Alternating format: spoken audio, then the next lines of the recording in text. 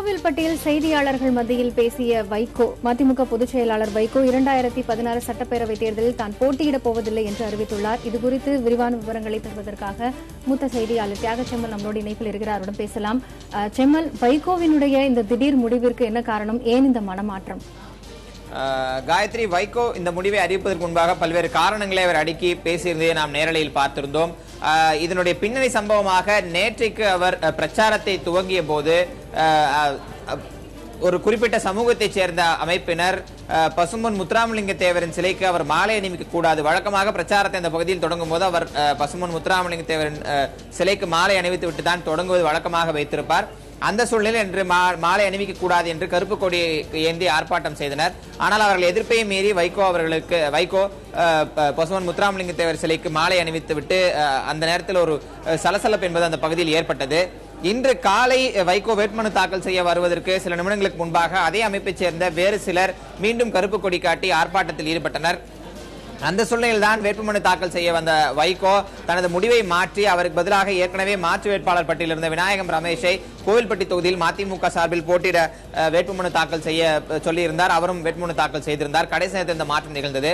வைகோ முழுக்க இந்த சம்பவங்களுக்கு திராவிட முன்னேற்ற கழகத்தின் மீது குற்றச்சாட்டை வைத்துத்தான் தனது பேச்சு முழுவதும் பேசியதை நாம் ஏற்கனவே பார்த்திருந்தோம். ஒரு வகையான சமூகத்துக்கு இடையேயான மோதலை திராவிட முன்னேற்ற கழகம் ஏற்படுத்த முனைவதாக வைகோ குற்றம் சாட்டியிருக்கிறார். அவரது பேச்சு முழுவதும் அதை ஒட்டித்தான் இருந்தது.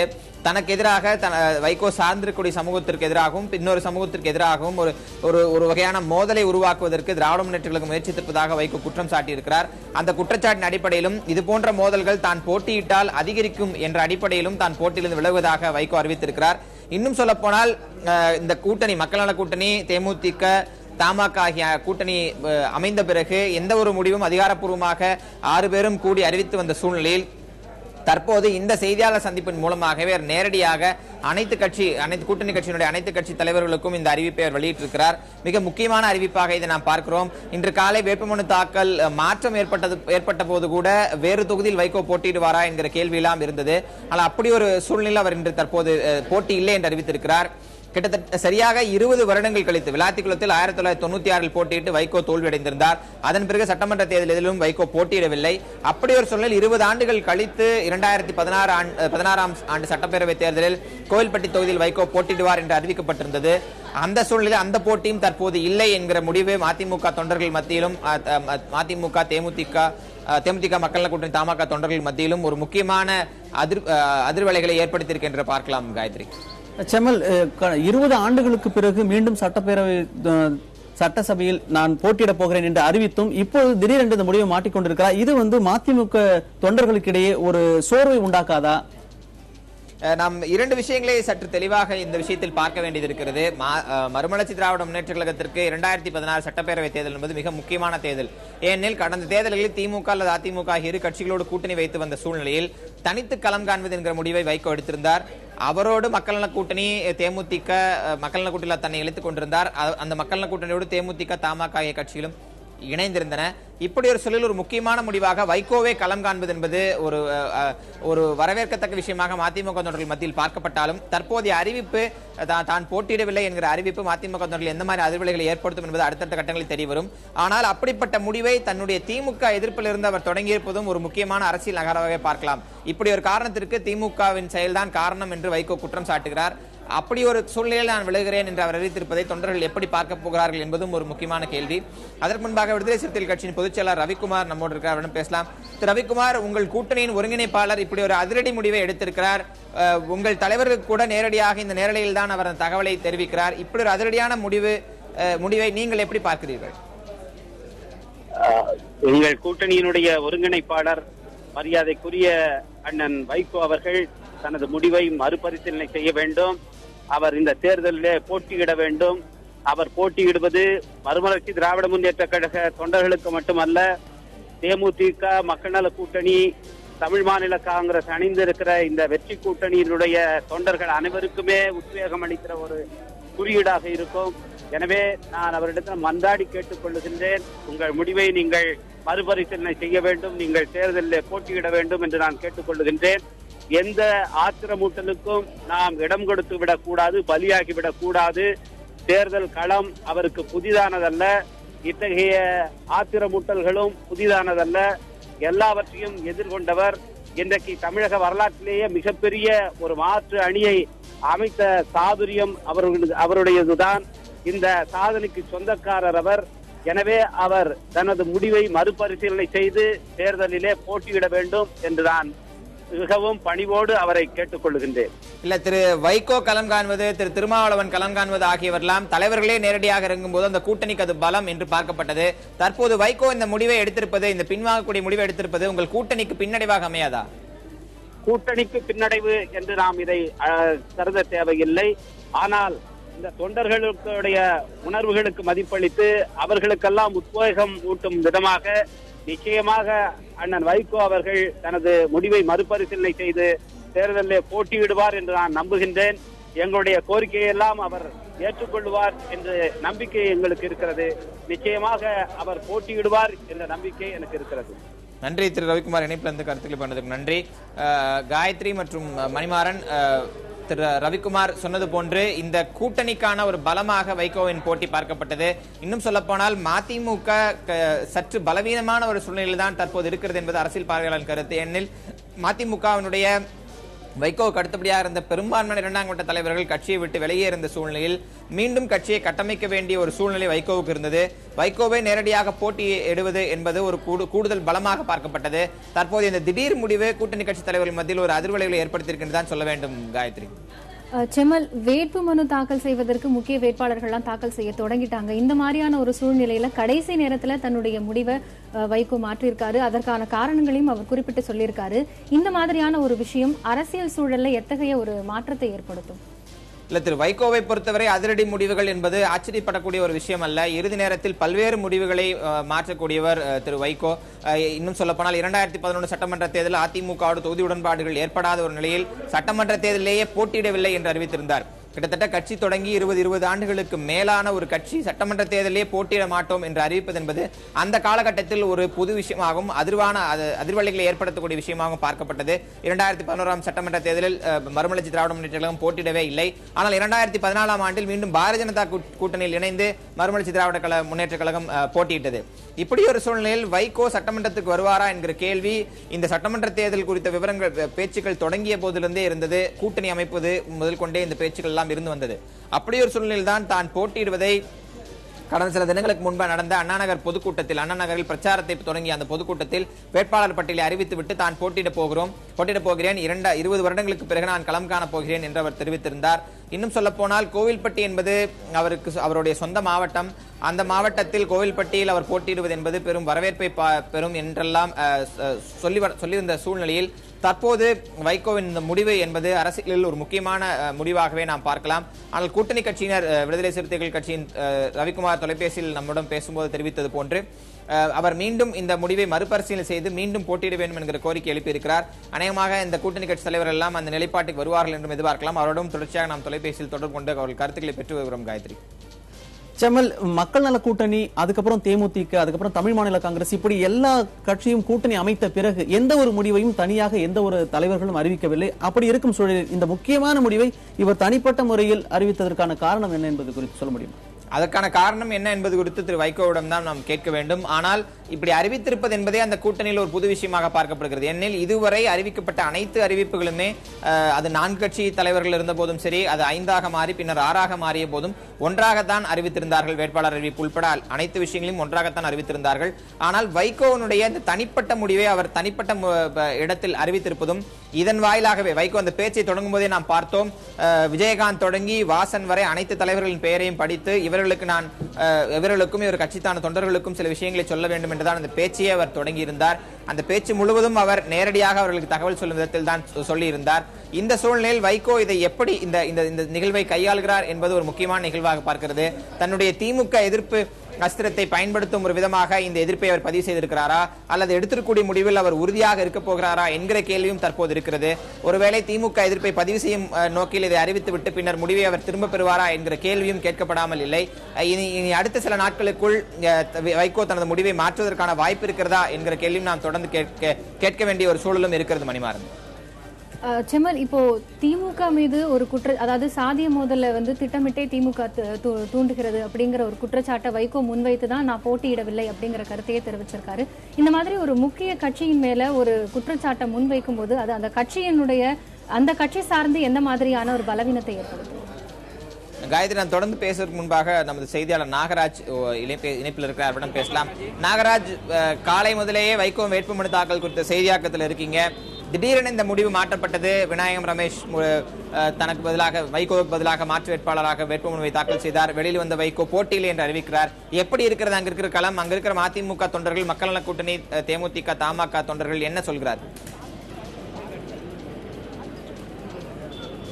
கண்டிப்பா செம்மல், இது குறித்து நாம் அந்த தொண்டர்களிடம் உடனடியாக கேட்டிருந்தோம். அதாவது கூடியிருந்த தொண்டர்கள் மிகப்பெரிய ஒரு ஆரவாரத்தோடு தான் அவர் காலையில் வேட்புமனு தாக்கல் செய்ய வரும்பொழுது அவரோடு வர வேண்டும் என்று எதிர்பார்த்திருந்தனர். அதற்கேற்ற போல அந்த பேரணியும் அப்படித்தான் அமைந்திருந்தது.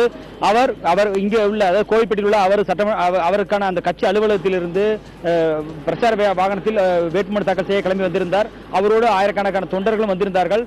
ஆனால் நேற்று பரப்புரையின் போது, அதாவது நேற்று கோவில்பட்டி அருகே பரப்புரையின் போது திட்டங்குளம் என்ற பகுதியில் தேவர் சிலைக்கு மாலை அணிவிக்கும் பொழுது அங்குள்ள ஒரு சிலர், அதாவது ஒரு 2 அல்லது 3 பேர் அவருக்கு எதிராக குரல் கொடுத்ததாக சொல்லி காவல்துறையினர் அவர்கள் கைது செய்திருந்தனர்.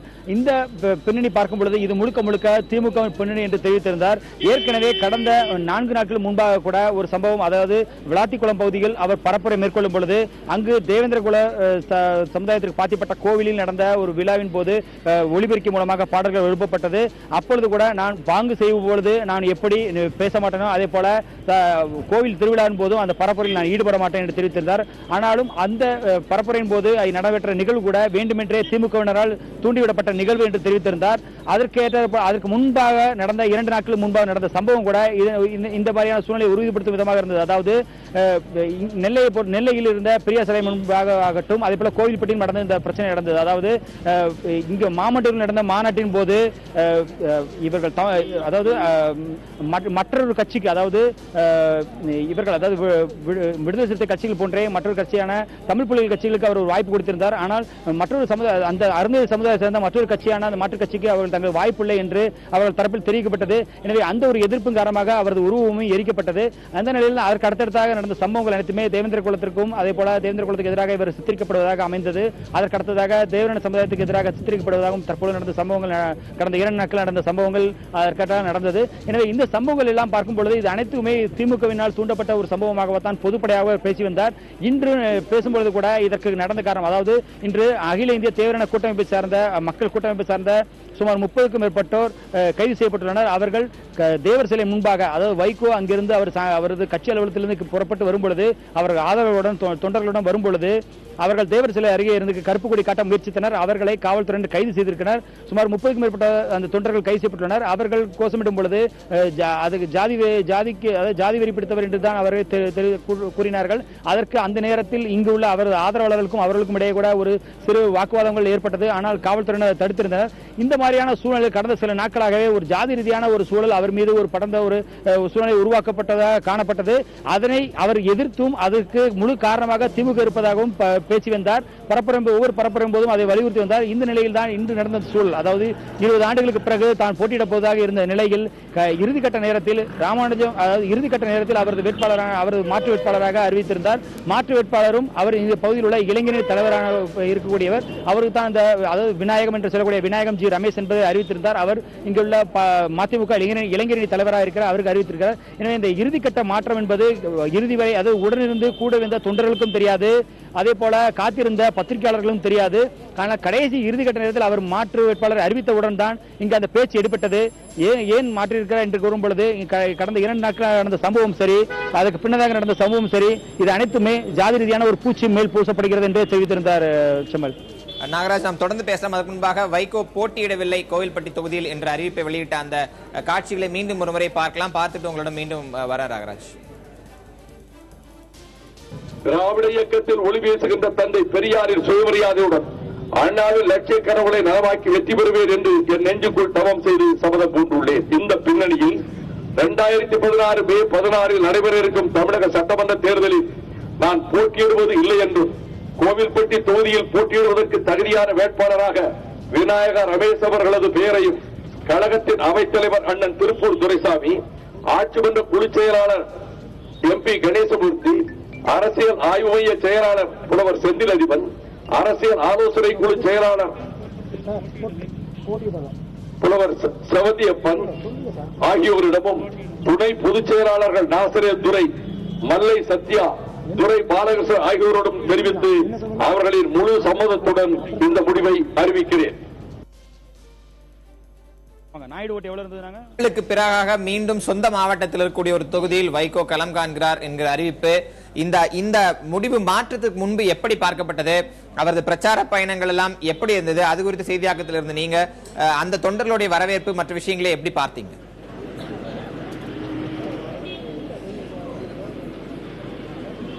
செமல், அதாவது மதிமுக பொதுச்செயலாளர் வைகோ மற்ற கூட்டணி கட்சிகளுக்காக, தன்னோட கூட்டணி கட்சிகளுக்காக அவர் பேசும்பொழுதும் சரி, அதாவது அவர் கன்னியாகுமரி மாவட்டத்தில் தொடங்கும் பொழுதும் சரி, அதுபோல நெல்லையிலும் சரி, சொந்த தொகுதியான கோயில்பட்டியிலும் சரி, அதற்கான ஆதரவு என்பது அனைத்து பக்கமே அதிகமாகத்தான் இருந்தது. அவர் பேசும் இடங்களில் எல்லாம் அதற்கான ஆரவாரங்களும் அவருக்கான ஆதரவுகளும் அதிகமாக இருந்தது. இருப்பினும் கடந்த 2 நாட்களாகத்தான் இந்த மாற்றம் என்பது, அதாவது மிக ஒரு சிறிய அளவில் உள்ளே வந்த சம்பவம் என்பது ஒரு மாற்றத்தை ஏற்படுத்தியிருக்கிறது. ஆனாலும் அவர்கள் தொண்டர்கள் மத்தியில் பேசப்படும் பொழுது இது ஒரு சிலர் பேசியதற்காக இவர் இந்த முடிவை எடுத்திருக்க வேண்டாம் என்றும் தெரிவித்திருக்கிறார். அவர்களும் நம்மோடு அவர்கள் அந்த கருத்துக்களை தெரிவித்துள்ளனர். அவர் தொண்டர்கள், அதாவது ஒரு சிலர் போராட்டம் நடத்தியதற்காகவோ ஒரு தனிப்பட்ட ஒரு சமூகத்தினர் செய்த பேச்சுக்காகவோ செயல்பட வேண்டாம் என்று தெரிவித்திருந்தார். ஆனால் கடந்த 4 நாட்களுக்கு முன்பாக சங்கரங்கோவிலில் தமது கட்சி மதிமுக வேட்பாளரான திரு சதன் திருமலைக்குமார் ஆதரித்து பேசும்போது கூட அப்பொழுதே இந்த விஷயத்தை தெரிவித்திருந்தார். அதாவது தேர்தல் ஆணையம் என்பது தனக்கு நோட்டீஸ் வழங்கியுள்ளது, ஜாதி ரீதியாக அவர் திமுக தலைவரை நாம் குறிப்பிட்டதாக கூறி நோட்டீஸ் வழங்கியுள்ளது, அதற்கான பதில் கூட உடனடியாக தெரிவிக்கப்படும் என்று தெரிவித்துள்ளது. இந்த நிலையில் கோவில்பட்டி தொகுதியை பொறுத்தவரைக்கும் நாயக்கர் சமுதாயமும் தேவரன் சமுதாயமும் இருக்கக்கூடிய பெரும்பான்மை இருக்கக்கூடிய இந்த இடத்தில் நாயக்கர் சமுதாயத்திற்கு 40% வாக்குகள் இருக்கு, 40,000 வாக்குகள் இருக்கக்கூடிய இடத்தில் இதே கோவில்பட்டி தொகுதியில் 70,000 வாக்குகள் தேவரன் சமுதாயத்தில் இருக்கிறது. எனவே தேவரன் சார்ந்த தனக்கு தான் ஓட்டளிக்க வேண்டும் என்று அந்த திமுக வேட்பாளர் சுப்பிரமணியன் சொல்லியதாக கூறி இதனை தேர்தல் ஆணையம் உடனடியாக விசாரிக்க வேண்டும், இது சம்பந்தமாக நடவடிக்கை எடுக்க வேண்டும் என்று தெரிவித்திருந்தார். இதற்கு திமுக சரியான பதில் அளிக்க வேண்டும் என்று தெரிவித்திருந்தார். ஆனால் தற்போது வரை அதற்கான எந்த ஒரு பதிலும் இல்லை என்பதை தற்பொழுது வேட்புமனு தாக்கல் பண்ண வந்த பொழுது கூட வைகோ அது தெரிவித்திருந்தார். அதாவது இது குறித்து எந்த ஒரு ஜாதி ரீதியாக தான் குறிப்பிட்டதை மிகப்படுத்திய தேர்தல் ஆணையம் என்பது ஏன் பொதுக்கூட்டத்தில் கூட பேசிய அந்த திமுக வேட்பாளர் மீது எந்த ஒரு நடவடிக்கையோ இல்ல விசாரணை நடத்தப்படவில்லை என்ற கேள்வி முன்வைத்திருந்தார். எனவே இந்த சூழலை பார்க்கும் பொழுது முழுக்க இது இந்த திமுகவின் பின்னணியில் நாகராஜ் நாம் தொடர்ந்து பேசலாம். அதற்கு முன்பாக மக்கள் தேமுதிக அமைப்பை சேர்ந்த சந்திரகுமார் இருக்கிறார், ஈரோடு கிழக்கு தொகுதி சட்டமன்ற வேட்பாளர், இவரிடம் பேசலாம். சந்திரகுமார், தற்போது வைகோ போட்டி இல்லை என்று அறிவித்திருக்கிறார். தான் போட்டியிட மறுப்பதற்கான காரணம், போட்டியிலிருந்து விலகுவதற்கான காரணம் என்ற திராவிட முன்னேற்ற கழகத்தின் மீது பல்வேறு குற்றச்சாட்டுகளை அவர் முன்வைத்திருக்கிறார். இதை நீங்க எப்படி பார்க்கிறீங்க? சார், இதை நான் ஆரம்பத்திலிருந்தே சொல்லிட்டு வரேன். நான் திமுக பொழுது சொல்லிட்டு வரேன். இவர் அண்ணா திமுகவிற்கு பிடாமையாக செயல்படுகிறார். அதுங்களா ஜெயலலிதா அவர்களுக்கு விழக்கூடிய, அவருக்கு எதிராக ஜெயலலிதா அவர்களுக்கு எதிராக விழக்கூடிய எதிர்ப்பு வாக்குகளை பிரித்து மீண்டும் ஜெயலலிதாவை ஆட்சியில் அமர வைக்கின்ற என்கின்ற நோக்கம் தான் அவருக்கு இருக்கிறது ஒழிய வேறு எந்த நோக்கமும் கிடையாது. அதனாலதான் இப்ப பாத்தீங்கன்னா இப்பொழுது இந்த மாதிரி சூழ்நிலையில, அதாவது ஒரு தலைவரா இருக்கிறவரு மனு எடுத்துக்கிட்டு அந்த ஆபீஸுக்கு போறாரு, போய் மனு கொடுக்கறதுன்னு சொல்லிட்டு தான் போறாரு. போயிட்டு வேற ஒருத்தர் மாற்று வேட்பாளர் அவரை நாமினேட் பண்ண வச்சு வெளியே வந்து பத்திரிகைகளுக்கு பேட்டி கொடுக்கிறார். அந்த பேட்டியில வேறு ஏதேனும் காரணம் சொல்லியிருந்தா கூட யோசிக்கலாம். ஆனா முழுக்க திமுகவை குறிவைத்து அவர் திமுக மீது குற்றம் சாட்டி பேசுவதிலிருந்து நீங்கள் முடிவு செய்து கொள்ளுங்கள், இது அண்ணா திமுகவிற்கு ஆதரவான நிலையை எடுப்பதற்காகத்தான் இந்த மாதிரியான நிலையில எடுத்துட்டு இருக்காரு. அதனால இன்னொன்று, இவருடைய வாக்கு வங்கி என்பதெல்லாம் வைகோ அவர்களுக்கு எதுவுமே கிடையாது. அந்த இடத்துல போட்டியிட்டால் நிச்சயமாக தோல்வியை தழுவுவோம் என்பது அவருக்கு நன்றாகவே தெரியும். இது மட்டுமல்ல, எங்கெங்க போட்டியிடுறதால எல்லாருமே தோல்வி போறாங்க. நான் ஏற்கனவே சொன்னது போல மிக குறைந்த வாக்குகள் தான் பெற போறாங்க. அதனால அந்த பயம்தான் இன்றைக்கு பாத்தீங்கன்னாக்கா வந்துருச்சு. பயம் என்பது ஒரு பக்கம் இருந்தால் கூட மற்றொரு விஷயம் என்னன்னு கேட்டீங்கன்னா, வைகோ அவர்கள் எடுத்திருக்கின்ற இந்த நிலைப்பாட்டை ஒட்டி நான் பார்க்கின்ற ஒரே பார்வை, அதிமுகவுக்கு ஆதரவாக இல்லை நாங்கள் மாற்று என்று சொல்வது நிச்சயமாக அவர் சொல்வது பொய்யான செய்தி என்பதை நாட்டு மக்களுக்கு இந்த செயல் மூலம் நிரூபித்திருக்கிறார். நன்றி திரு சந்திரகுமார். இணைப்பில் வந்த கருத்துக்கள் பதிவுக்கு நன்றி. அடுத்ததாக பாரதிய ஜனதா கட்சியின் தமிழக தலைவர் திருமதி தமிழிசை சவுந்தரராஜன் நம்மோடு இணைப்பில் இருக்கிறார். திருமதி தமிழிசை சவுந்தரராஜன் வணக்கம். தற்போது வைகோ எடுத்திருக்கக்கூடிய இந்த முடிவு, இந்த திடீர் முடிவை நீங்கள் எப்படி பார்க்கிறீங்க? ஏற்கனவே மக்கள் நல கூட்டணி குழப்பத்தில் இருக்கிறது என்பதை நாங்கள் சொல்லி வருகிறோம். இன்று வைகோவும் குழப்பத்தில்.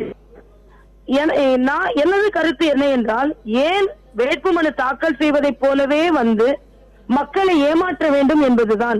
அப்படி என்றால் மக்கள் நல கூட்டணியின் அந்த அவர்களின் கொள்கை மக்களை ஏமாற்றுவதா? இன்னொன்று, ஜாதியை பற்றி பேசுகிறார், பரப்பிக் கொண்டிருக்கிறார். பழம் நழுவி பாலில் விழுமா என்று எல்லோரும் நினைத்துக் கொண்டிருந்த நேரத்தில் பழம் நழுவி இவர்களின் மக்கள் நல கூட்டணியில் விழுந்தது. இன்று சீச்சி இந்த பழம் புளிக்கும் என்று போகிறாரா? இல்லை என்றால் முதலமைச்சராக நம்மை முன்னிறுத்தவில்லை என்ற கோபத்தை இப்பொழுது காண்பிக்கிறாரா? இல்லை என்றால் மக்கள் நல கூட்டணிக்கு எந்த நம்பிக்கையும் இல்லை, அதனால் நாம் ஏன் போட்டி போடுவது என்ற நிலைப்பாட்டை எடுக்கிறாரா? குழப்பத்தின் உச்சகட்டத்தில் இருக்கும் மக்கள் நல கூட்டணியின் குழப்பத்தின் உச்சகட்டம் இது என்பதைத்தான் தெளிவாக சொல்கிறது. அந்த கூட்டணிக்கு தமிழகத்தில் எந்தவித தாக்கத்தையும் அவர்கள் ஏற்படுத்த முடியாது என்பதை வைகோ அவர்களின் முடிவு இப்பொழுது காண்பிக்கிறது. திராவிட முன்னேற்ற கழகத்தின் மீது அவர் பல்வேறு குற்றச்சாட்டுகளை வைக்கிறார். தனக்கு எதிராக சாதிய மோதல்களை உருவாக்க திராவிட முன்னேற்ற கழகம் திட்டமிட்டிருக்கிறதுன்னு சொல்றாரு. அதை நீங்க எப்படி பார்க்கிறீங்க? அதைத்தான் நான் சொன்னேன். ஏனென்றால் ஏற்கனவே கலைஞரின் ஜாதியை பற்றி அவர் பேசினார். அப்பொழுது இவர் ஜாதியை பற்றி பேசினால் ஜாதி மோதல் உருவாகுவதில்லை. ஆனால் இவரை பற்றி ஜாதி மோதலை உருவாக்குவதற்காக மற்றவர்கள் பேசுகிறார்கள் என்று சொன்னால், அது வேட்புமனு கடைசியில் வந்து உள்ளே வந்து இன்னொருவரை மறைமுகமாக தயார் செய்து வருவரை அவருக்கு ஜாதி மோதலை பற்றி தெரியவில்லையா? அப்படி என்றால் இவர்கள் எந்த விதத்தில் நம்புவது? தமிழக மக்கள் எந்த விதத்தில் நம்புவது? பத்திரிகையாளர், தமிழக மக்கள் எல்லோரிடமும் நான் வேட்புமனு தாக்கல் செய்ய வருகிறேன் என்று சொல்லிவிட்டு, பணத்தையும் கையில் எடுத்துவிட்டு, கவரையும் கையில் கொண்டு வந்துவிட்டு, நபரையும் கையில் கூட்டி வந்துவிட்டு, அது இதெல்லாம் என்ன நடக்கிறது என்றே தெரியவில்லை. தேர்தல் என்ன இவர்களுக்கு அவ்வளவு விளையாட்டாக போய்விட்டதா என்றும் தெரியவில்லை. நன்றி திருமதி தமிழிசை சவுந்தரராஜன். இணைப்பில் வந்து உங்க கருத்துக்களை பகிர்ந்ததற்கு நன்றி. நாகராஜ், நம்ம தொடர்ந்து பேசலாம். தற்போது இந்த முடிவு, அதாவது வைகோ இன்று வேட்புமனு தாக்கல் செய்ய இருக்கிறார் என்றுதான் ஒட்டுமொத்த ஊடகங்களும். நாகராஜனும் தொடர்ந்து மீண்டும் பேசலாம். தற்போது அதிமுகவின் பல்லாவரம் சட்டமன்ற தொகுதி வேட்பாளர் CR சரஸ்வதி நம்மோட இணைப்பில் இருக்க பேசலாம். CR சரஸ்வதி வணக்கம்.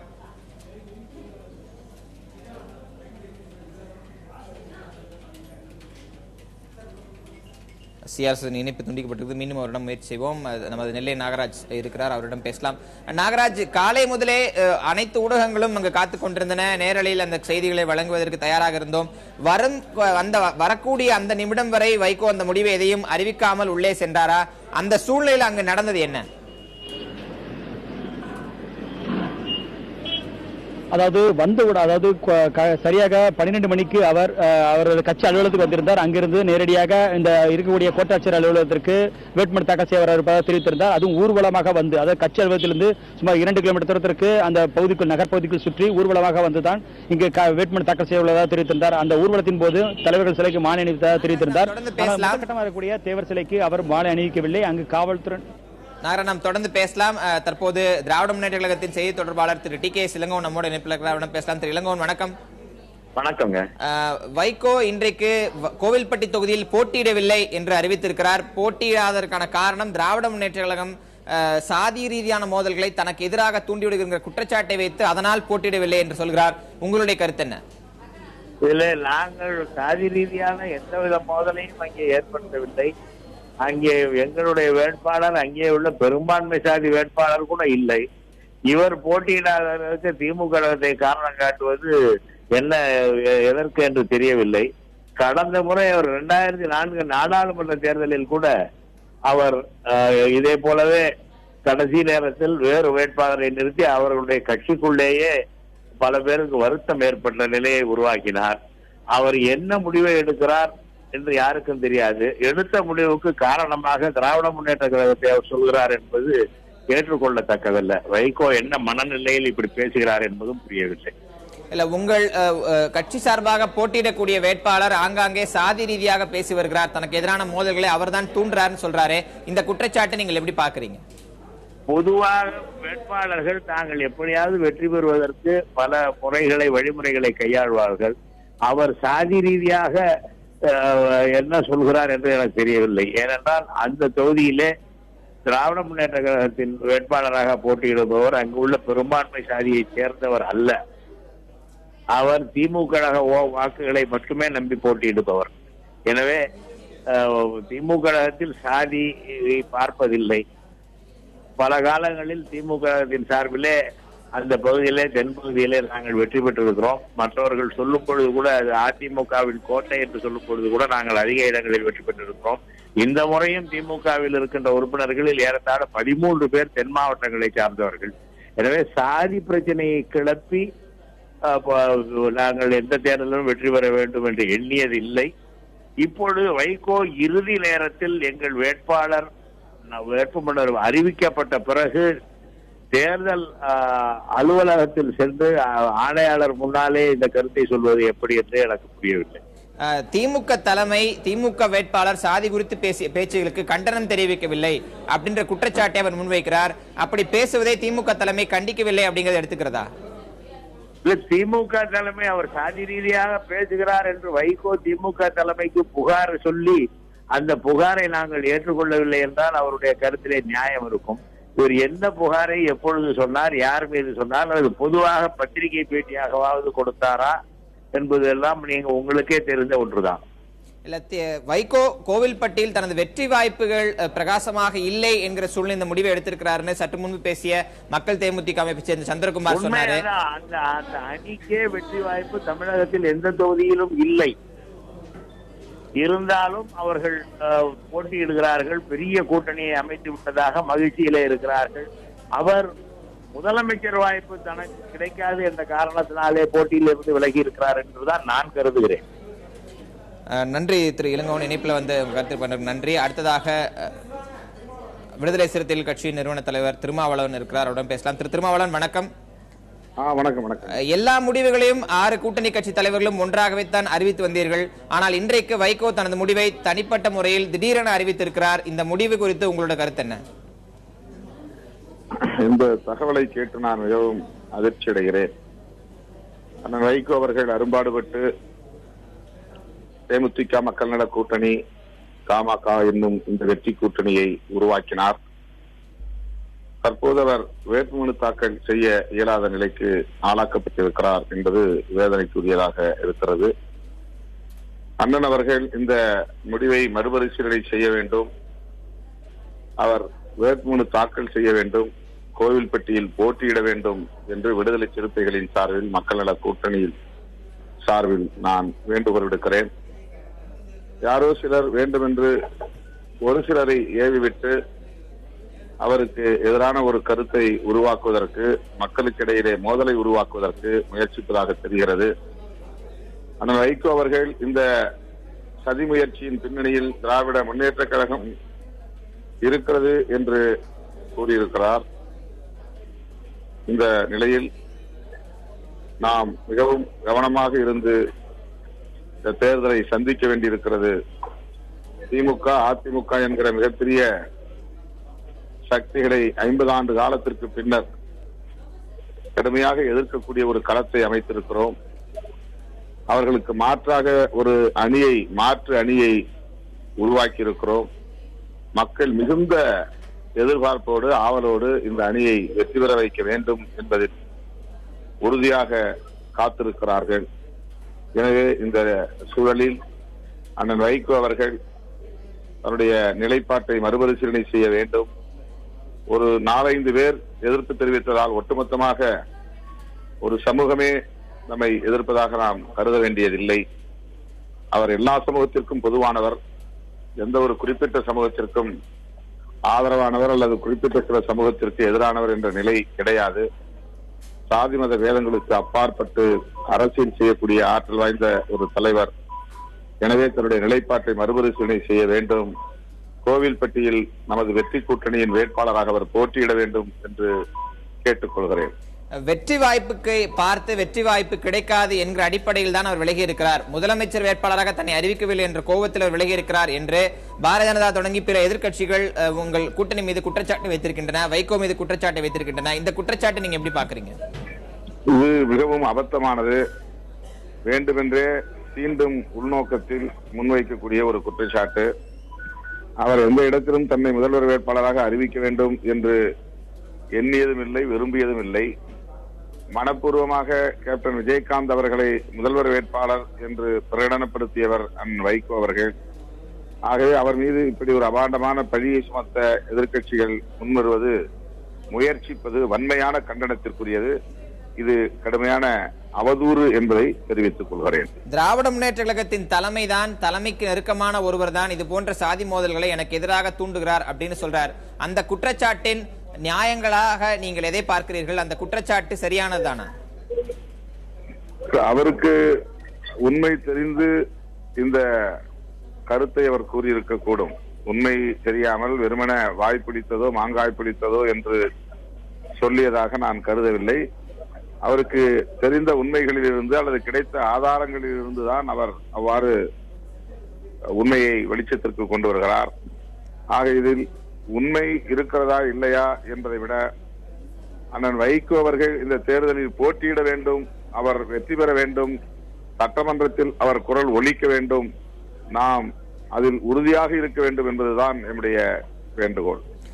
ஒரு மக்கள் நல கூட்டணியில் தொடர்ச்சியாக ஒரு குழப்பம் இருந்து வந்தது. அந்த குழப்பம் இப்போது வெளிச்சத்திற்கு வந்திருக்கிறது அப்படின்னு ஒரு குற்றச்சாட்டை வைக்கிறார்கள்.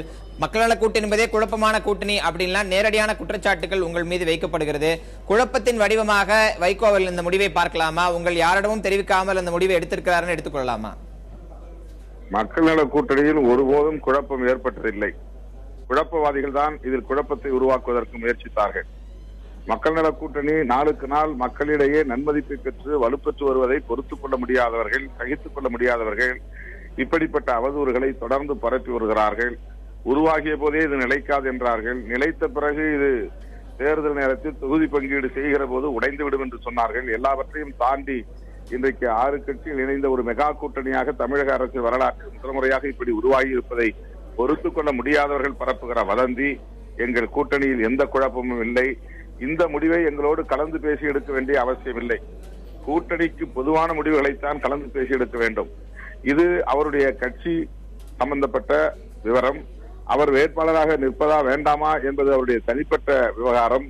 இதிலே திருமாவளவனையோ அல்லது GR அவர்களையோ முத்தரசன் அவர்களையோ அல்லது கேப்டன் விஜயகாந்த் அல்லது வாசன் ஆகியோரையோ கலந்து பேசி முடிவெடுக்க வேண்டும் என்கிற அவசியம் இல்லை. நான் கூட இப்போது போட்டியிடலாமா வேண்டாமா என்று நான் எண்ணினால் அது எனக்கு தனிப்பட்ட சுதந்திரம். இதே கூட்டணியை இந்த கருத்தை கேட்க வேண்டும் என்பதில்லை. எனவே அவர் எடுத்த இந்த முடிவை விமர்சிக்க வேண்டும் என்று விரும்புகிறவர்கள் திட்டமிட்டு இப்படிப்பட்ட அவதூறுகளையும் சேர்த்து பரப்புகிறார்கள். இது மக்கள் இதை ஒருபோதும் ஏற்க மாட்டார்கள், அங்கீகரிக்க மாட்டார்கள். அரசியல் ரீதியாக உங்களுக்கு எதிர்முகாமில் இருப்பவர்கள் இது போன்ற விமர்சனங்களை முன்வைக்கிறாங்க அப்படின்னு நீங்க சொல்றதை கூட புரிந்து கொள்ள முடிகிறது. ஆனால் இது போன்ற திடீர் முடிவுகள் மக்கள் மத்தியில் உங்கள் கூட்டணிக்கு பின்னடைவை ஏற்படுத்தாதா? எந்த வகையிலும் இது பின்னடைவை ஏற்படுத்தாது. அந்த அளவுக்கு அவரை சங்கடத்திற்கு உள்ளாக்குகிறார்கள் எதிர்கட்சியினர். மக்கள் நல கூட்டணி தேமுதிக தமாக என்கிற இந்த வெற்றி கூட்டணி வெற்றி பெற்றுவிடும் என்கிற காரணத்தால் இப்படி ஒருங்கிணைப்பாளர் வைகோ அவர்களுக்கு எதிரான அவதூறுகளை பரப்புகிறார்கள் என்பதை மக்கள் எளிதாக புரிந்து கொள்வார்கள். மக்கள் இப்போது மிகவும் அரசியல் விழிப்புணர்வு பெற்ற சக்தியாக இருக்கிறார்கள் என்பதை நாம் மறந்துவிடக் கூடாது. நன்றி திரு திருமாவளவன், இணைப்பில் வந்து கருத்தில் நன்றி. அடுத்ததாக பாட்டாளி மக்கள் கட்சியின் உளுந்தூர்பேட்டை வேட்பாளர் திரு பாலு நம்மோடு இருக்கிறார், அவரிடம் பேசலாம். திரு பாலு வணக்கம். வணக்கங்க. தற்போது வைகோ அவர்கள் கோவில்பட்டி தொகுதியில் போட்டியிடவில்லை என்கிற அறிவிப்பை வெளியிட்டிருக்கிறார். மக்கள் நல கூட்டணி தேமுதிக தமாக அணியில் இது முக்கியமான முடிவாக பார்க்கப்படுகிறது. திராவிட முன்னேற்ற கழகத்தின் மீது குற்றச்சாட்டை வைத்து வைகோ இந்த முடிவை எடுத்திருப்பதை நீங்கள் எப்படி பார்க்கிறீங்க? நான் உளுந்தூர்பேட்டை சட்டமன்ற தொகுதியில் தீவிர பிரச்சாரத்தில் இருந்து வருகிறேன். இப்பொழுதுதான் இந்த தகவல் எனக்கு கிடைக்கப்பட்டது. மக்கள் நல கூட்டணியை பொறுத்தவரையில் எந்தவித பொருத்தமும் இல்லாமல், எந்தவித தலைவர்களுடைய ஒருங்கிணைப்பு இல்லாமல், எந்த விதமான கொள்கை ஒருங்கிணைப்பும் இல்லாமல் உருவான ஒரு இயக்கம் என்பதை பாட்டாளி மக்கள் கட்சி தொடர்ந்து நாங்கள் சொல்லி வந்திருக்கிறோம். அது உண்மையாக இப்பொழுது மெய்ப்பிக்கப்பட்டிருக்கிறது. வைகோ அவர்கள் நான் போட்டியிட மாட்டேன் என்ற தகவலை ஏதோ மிகப்பெரிய ஒரு ராணுவ ரகசியத்தை இந்த உலகத்திற்கு அறிமுகப்படுத்தியதை போன்று ஏன் செய்தார் என்பதை அவர் விளக்க வேண்டும். இந்த சமூகத்தை, ஊடகங்களை, மக்களை நம்ப வைத்து நான் தான் இந்த தொகுதியினுடைய வேட்பாளர் என்று அறிவித்து ஒரு கட்சி ஒரு வேட்பாளராக அறிவிக்கப்பட்ட வைகோ அந்த வேட்புமனு தாக்கல் செய்ய உள்ளே சென்று அதிகாரியிடம் மனு கொடுக்கின்ற வரை அதை ரகசியம் காப்பதில் என்ன முக்கியத்துவம் இருக்கிறது? இது ஒரு அரசியல். மக்களிடம் வெளிப்படையாக இருக்க வேண்டும். ஏன் இந்த முடிவை நான் எடுக்கிறேன் என்பதை மக்களிடம் வெளிப்படுத்த வேண்டும். வெளிப்படைத்தன்மை என்பது மிக மிக முக்கியமானது. ஆனால் அதே வேளையில் அவர் எடுத்திருக்க முடிவு அவருடைய தனிப்பட்ட முடிவு, அதில் எனக்கு எந்த மாற்று கருத்தும் இல்லை. ஆனால் இதே நிலைதான் மக்கள் நல கூட்டணியில் நீடிக்கப் போகிறது. இந்த வைகோ அவர்களின் அறிவிப்பை தொடர்ந்து அதனுடைய முதலமைச்சர் வேட்பாளராக நிறுத்தப்பட்டிருக்கக்கூடிய விஜயகாந்த் அவர்களும் நான் முதலமைச்சர் போட்டியிலிருந்து விலகிக் கொள்கிறேன் என்ற அறிவிப்பும் வெகு விரைவில் வரும் என்ற நம்பிக்கை இன்றைக்கு மக்கள் மத்தியில் உதயமாயிருக்கிறது. இது எந்த விதத்திலும் அரசியல் தாக்கத்தை ஏற்படுத்தாத ஒரு அணி என்பதை நாங்கள் தொடர்ந்து சொல்லி வந்தோம். அதை இப்பொழுது மெய்ப்பித்திருக்கிறார்கள். நன்றி திரு பாலு, இணைப்பில் இருந்த கருத்துக்களை கொண்டதற்கு நன்றி. அவர்தான் வேட்புமனு தாக்கல் செய்ய போகிறார் என்றுதான் அனைவரும் எதிர்பார்த்திருந்தார்கள். இன்னும் சொல்லப்போனால் விநாயகம் ரமேஷுக்கு மனுவை கூட அவர்தான் எடுத்து வந்திருந்து கடைசி நேரத்தில் அந்த கட்ட வேண்டிய தொகையை கூட எடுத்து கொடுத்திருந்தார். நேரலையில் பார்க்கும்போது இப்படி ஒரு சூழல் இருந்தது. ஆனால் களத்திலிருந்து பார்த்த நீங்கள் என்ன மாதிரியான நிகழ்வுகளை பார்த்தீர்கள்? எந்த இடத்தில் இந்த முடிவு இப்படி எடுக்கப்பட்டிருக்கிறது என்பது வெளியே தெரிய வந்தது? கண்டிப்பாக, அதாவது இவர் வேட்புமனு தாக்கல் செய்ய வரும்பொழுது அதுக்கான எந்த ஒரு முகாந்திரம் இல்லை. அதாவது இவர் தான் வேட்புமனு வைகோ தான் வேட்புமனு தாக்கல் செய்ய உள்ளார் என்பது அதற்கான ஏற்பாடுகள் செய்யப்பட்டிருந்தது. அதற்கேற்ற சுமார் ஆயிரக்கணக்கான தொண்டர்கள் அந்த பகுதியில் அவர் திரண்டிருந்தார்கள். அவர்கள் கட்சி அலுவலகத்திலிருந்து வரும்பொழுது கூட அதே போலதான் பேரணியாக வந்து தலைவர் சிலைக்கு மாலை அணிவித்து வந்திருந்தார். ஆனால் இங்கு வந்த பிறகு கோட்டாட்சியர் அலுவலகம் வந்த பிறகுதான் தெரியும், அவர் அதுவும் கோட்டாட்சியர் அலுவலகம் வந்து உள்ளே வந்து வேட்புமனு கொடுக்கும் பொழுதுதான் தெரியும் அவர் மத்திய பொதுச்செயலாளர் வைகோ இதில் போட்டியிடவில்லை என்பது தெரிய வந்தது.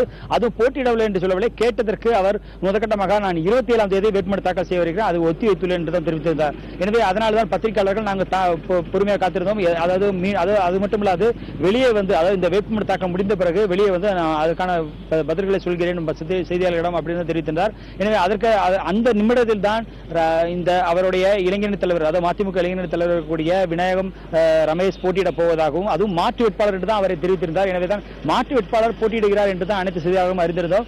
ஆனால் வெளியே வந்த பிறகு இது குறித்த பின்னணி தகவல் தெரிவிக்கிறேன் என்று தெரிவித்திருந்தார். கடந்த 2 நாட்களாக நடந்த சம்பவம் சரி, அதுபோல அவர் முதல் கட்டமாக முதலிலிருந்தே திமுக எதிர்ப்பாக சொல்லி வந்த கருத்துக்களும் சரி, அனைத்துமே தனக்கு எதிராக திமுக தரப்பில் மிகப்பெரிய வலைப்பின்னல் செய்யப்படுகிறது. அதுவும் ஜாதி ரீதியான ஒரு பூச்சி பூசப்படுகிறது. எனவே அதற்காக கவனமாக இருக்க வேண்டும் என்று தொண்டர்களும் கேட்டுக்கொண்டார். ஆனால் எந்த வகையிலும் தான் அந்த தன்னுடைய இயல்பிலிருந்து மாறுவதில்லை என்று தெரிவித்திருந்தார். அதற்கேற்ற போல நேற்று அவ்வளவு தூரம் எதிர்ப்பு வந்த போது கூட வேட்டியை மடித்துக் கொண்டு தனது கருப்பு சுண்டை கூட வைத்து காரிலே வைத்துவிட்டு தான் அவர் உங்களால் முடிந்தே பாருங்கள், நான் மாலையிடுவதை யாராலும் தடுக்க முடியாது என்று சொல்லித்தான் அவர் தேவ சிலைக்கு நேற்று வந்து மாலையிட்டிருந்தார். எனவே இந்த மாதிரியான சூழலில் தொடர்ச்சியான இந்த அவர் மீது வைக்கக்கூடிய இந்த மாதிரியான குற்றச்சாட்டுகள் என்பது முழுக்க இது திமுகவின் பின்னணியில் தான் இயக்கப்படுகிறது. அதற்காக தான் இந்த மாதிரியான சூழல் உருவாக்கப்படுகிறது. ஏற்கனவே இப்ப தற்பொழுது வெளியே வந்த பொழுது அவர் பேசியது கூட மக்களிடையே பத்திரிகையாளரிடம் பேசும்பொழுது கூட அவர் தெரிவித்தது என்னவென்றால், உடுமலைப்பேட்டையில் நடந்த சங்கர் கொலையில் அந்த அவரது மனைவியை சந்தித்து ஆறுதல் கூறிவிட்டு வெளியே வரும்பொழுது பேசிய வார்த்தைகளை தற்பொழுது பேசுகிறார்கள் என்று தெரிவித்திருந்தார். எனவே வேண்டுமென்றே தன் மீது ஒரு ஜாதி ரீதியிலான எதிர்ப்பு, ஒரு சாயத்தை பூசப்படுவதாகத்தான் அவர் தொடர்ந்து வலியுறுத்தி வருகிறார். இதற்கு முழுக்க காரணம் திமுக என்று கூறி வருகிறார். ஆனால் நேற்று கன்னியாகுமரி மாவட்டத்தில் திமுக பொருளாளர் திரு ஸ்டாலின் பிரச்சாரம் செய்யும் போது கூட இது குறித்த எந்த ஒரு தகவலும் அவர் தெரிவிக்கவில்லை. முழுக்க அதிமுக கட்சி மட்டும் சாடி வைத்திருந்தார். காங்கிரஸ் கட்சியின் மூத்த துணைத் தலைவர் திரு ஞானதேசிகன் நம்ம இணைப்பில் இருக்கிறார், அவரிடம் பேசலாம். திரு ஞானதேசிகன் வணக்கம். வணக்கம் சார். திரு வைகோ அவர்களின் இந்த அதிரடியான முடிவை நீங்கள் எப்படி பார்க்கிறீர்கள்? இல்ல, நான் இப்பொழுதுதான் நான் பார்த்தேன். என்ன காரணம் என்று எனக்கு தெரியவில்லை. அவரோடு பேசினால்தான் காரணங்களை அறிய முடியும். ஆனால் நான் அவரை மீண்டும் நான் கேட்டுக்கொள்வேன். அவர் மீண்டும் அவர் வேட்புமனுவை தாக்கல் செய்ய வேண்டும். அதிர்ச்சியாக இருக்கிறது. ஏனென்றால் இந்த மக்கள் நல கூட்டணியை முனைந்து நின்று முன்னணியில் எல்லோரையும் இணைத்தவர் அவர். அதற்கு பிறகு தேசிய திராவிட முன்னேற்ற கழகம் இந்த மக்கள் நல கூட்டணியில் ஈடுபட வேண்டும் சேர வேண்டும் என்பதற்காக திரு கேப்டன் அவர்களை பல முறை பார்த்து அந்த முயற்சியை மேற்கொண்டார். பிறகு தமிழ் மாநில காங்கிரஸ் கட்சியும் இதில் இணைய வேண்டும் என்பதற்கு மிக கடுமையாக உழைத்தவர் மரியாதைக்குரிய வைகோ அவர்கள். ஆகவே இதை ஏன் இந்த மாதிரி ஒரு முடிவு எடுத்தார் என்று எனக்கு தெரியவில்லை. கண்டிப்பாக அவரோடு பேசுவேன். ஆனால் எங்கள் எல்லோருக்கும் இது அதிர்ச்சி அளிக்க முடிய ஒரு முடிவாக இருக்கிறது. ஆனால் இப்பொழுது ஊடகத்தில் நான் பார்க்கிற போது ஏதோ ஒரு பேப்பரை வைத்து பேசிக் கொண்டிருக்கிறார். அதில் என்ன கருத்து சொல்லியிருக்கிறார் என்பதை வைத்துதான் நான் பதில் சொல்ல முடியும். திராவிட முன்னேற்ற கழகம் தனக்கு எதிராக கோவில்பட்டி தொகுதியில் சாதி ரீதியான மோதல்களை உருவாக்குகிறது, அந்த மோதல்களை தவிர்ப்பதற்காக நான் இந்த தேர்தலில் போட்டியிடப் போவதில்லை என்று ஊடகங்களுக்கு மட்டுமல்ல மக்கள் நல கூட்டணியினுடைய பிற கட்சி தலைவர்கள், தேமுதிக தலைவர் விஜயகாந்த், தமிழ் மாநில காங்கிரஸ் தலைவர் திரு வாசன் ஆகியோருக்கும் இதன் மூலமாகவே தான் தெரிவிப்பேன் என்று அவர் சொல்லியிருந்தார். திராவிட முன்னேற்ற கழகத்தின் மீது இப்படி குற்றச்சாட்டை வைத்து தேர்தலில் போட்டியிட மாட்டேன் என்று வைகோ சொல்லுது, நீங்க எப்படி பாக்குறீங்க? இல்ல, அதாவது நேற்று அவர் பேசுகிற போதே இந்த என்ன இருப்பது விளாத்தி குளத்தில் பேசுகிற போது நான் தற்செயலாக பார்க்க நேர்ந்தது. அப்பொழுதே அவர் மிக வருத்தத்தோடு அந்த ஜாதி மோதல்களை உண்டாக்குவதற்கான முயற்சி நடக்கிறது, இதை திமுக செய்கிறது என்று மிக வருத்தத்தோடு அவர் பேசியதை நான் பார்த்தேன். அங்கே மரியாதைக்குரிய தேவர் திருமகனார் சிலைக்கு கூட அவர் மாலை போடுவதை அனுமதிக்கவில்லை. நான் மீண்டும் போய் மாலை போடுவேன், ஜாதி மோதல்களுக்கு நான் அப்பாற்பட்டவன், எந்த ஜாதியும் மோதல் கூடாது என்பதற்காக கவலைப்படுபவன் என்றெல்லாம் சொல்லி அதுக்கு உதாரணங்களை எல்லாம் எங்கெல்லாம் இந்த ஜாதி ரீதியான பாதிப்புகள் ஏற்பட்டதோ அங்கெல்லாம் நான் போய் நான் உதவி செய்தேன் என்பதெல்லாம் அவர் பேசி வந்தார்.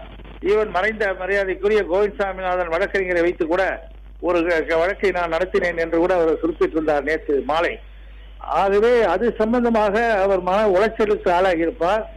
ஏதாவது ஒரு செய்திகள் அதன் மூலம் ஒரு ஜாதி கலவரம் அந்த இடத்திலே உருவாவதற்கு வாய்ப்பு இருக்கிறது, அதற்காக திமுக முயற்சிக்கிறது என்று அவர் சொல்லி இருப்பது அதனால் என்னவோ என்று தெரியவில்லை. ஆனால் விஷயம் என்ன என்று தெரியாமல் நான் கருத்துக்களை சொல்ல முடியாது. அவர் பேசியதை வைத்துதான் நான் சொல்லுகிறேன். ஆனால் கண்டிப்பாக அவரோடு தொடர்பு கொண்டு அவருடைய முடிவை மாற்ற வேண்டும் என்று நாங்கள் கண்டிப்பாக சொல்லுவோம். நன்றி திரு ஞானதேசன், இணைப்பு கருத்தில் வந்து நன்றி. அடுத்ததாக இந்திய கம்யூனிஸ்ட் கட்சியின் மாநில செயலாளர் திரு முத்தரசன் நம்மோடு இணைப்பில் இருக்கிறார். திரு முத்தரசன் வணக்கம். வணக்கம். மிகவும் முக்கியமான ஒரு முடிவை உங்கள் கூட்டணி கட்சி தலைவர்களுக்கும் ஊடகங்கள் வாயிலாகவே தெரிவித்திருக்கிறார் வைகோ. இந்த முடிவை நீங்க எப்படி பாக்குறீங்க? அதாவது எங்களுக்கு ஊடகங்கள் வாயிலா தெரிவிக்கணும் அப்படிங்கிற அந்த நோக்கத்தில் அல்லது, அந்த நோக்கத்தில் அவர் இப்படி செய்யல.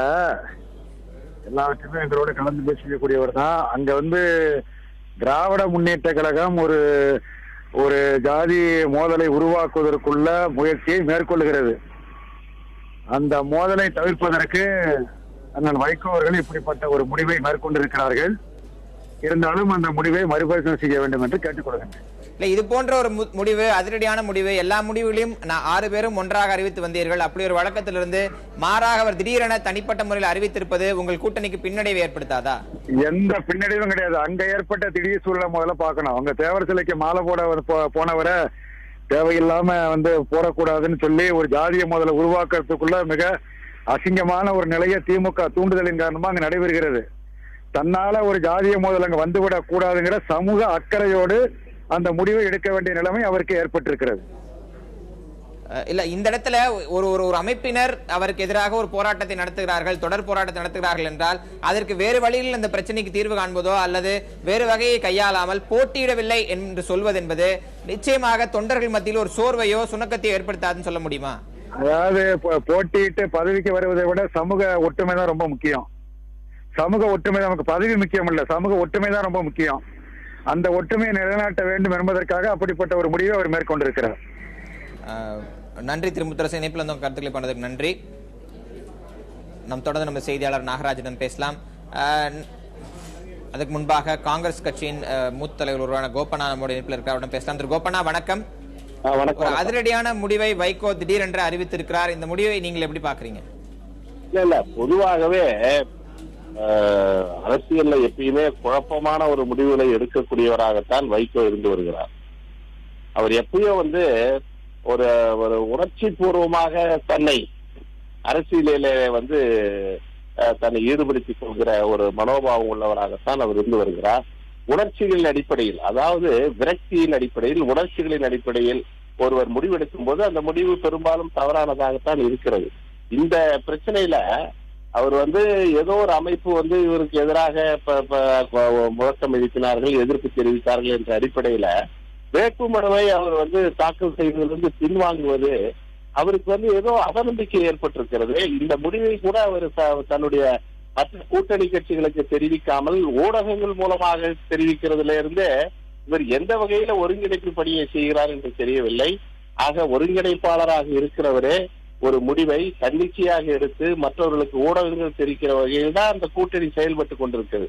ஆக இன்றைக்கு அந்த கூட்டணி மக்கள் நல கூட்டணி என்பது, தேமுதிக கூட்டணி என்பது இந்த கூட்டணியினுடைய எதிர்காலத்தை அவருடைய அதுக்கு பின்னடைவு ஏற்படுகிற பணியை இன்றைக்கு ஒரு பக்கத்துல விஜயகாந்த் செய்கிறார், இன்னொரு பக்கம் வைகோ செய்கிறார். அதைத்தான் இந்த முடிவு காட்டுகிறது. தேர்தலில் துணிச்சலாக பங்கேற்க வேண்டிய வைகோ ஏன் இந்த இத்தகைய ஒரு தோல்வி மனப்பான்மை கொண்ட ஒரு முடிவை ஏன் எடுத்தார் என்று பாக்குறப்ப அதற்கு திமுக மீது பழிபடுவது எந்த வகையிலும் ஏற்றுக்கொள்ளக்கூடியதல்ல. திமுகவிற்கும் இந்த பிரச்சனைக்கு எந்த தொடர்பும் இல்லை என்று டி.கே. இளங்கோவன் மறுத்திருக்கிறார். நன்றி நன்றி திரு கோபனா, இணைப்பில் கருத்து நன்றி. தொடர்ச்சியாக வைகோ கோவில்பட்டி தொகுதியில் போட்டியிடவில்லை என்கிற அறிவிப்பை அறிவித்திருக்கிறார். இதற்கு குறித்த அடுத்தடுத்த செய்திகளை நாம் தொடர்ந்து பார்க்கலாம். காயத்ரி மற்றும் மணிமாறன் உங்கள்